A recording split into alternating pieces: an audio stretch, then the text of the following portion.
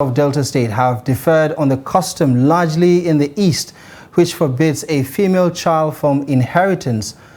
In this report, Jonathan Awanyai examines the rights of female children to inheritance of property from their family.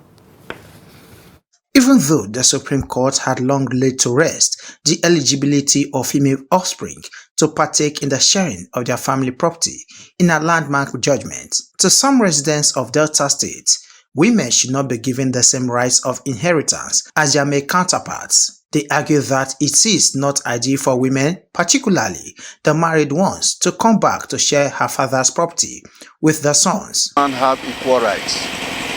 Is traditionally it differs from one tradition to another.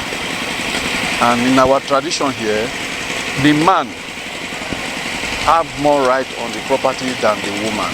It's not an equal sharing because the man bear the name of the father while the woman grow up and go to marry. Others describe the tradition as repulsive to equity in the modern day. They argue that female offspring deserve same rights given to their male counterparts and therefore should not be discriminated against. When their father is late and they have maybe 1 or 2 or 3 the month, what they normally do, they will drive the woman, carry your things and go home. There's some women, they will tell you that nothing like that. You cannot drive me because me and my husband, we are the one who built this house. You have no right to drive me. And the children will now come up. You cannot drive my mother because your mother, they pay the birth price of your mother, and my mother, they pay my mother's birth price. You have no right to drive my mother. So whatever they are going to share, they must cherish your children.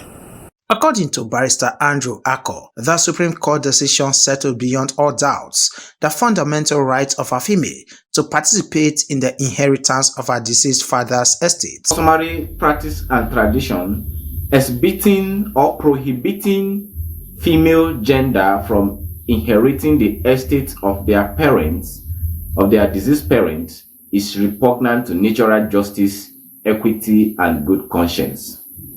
And such custom and tradition also is against the spirit of Section 42 of the 1999 Constitution of the Federal Republic of Nigeria, which prohibits gender discrimination. Many are of the opinion that denying female children rights to their parents' properties is an extension of discrimination against women.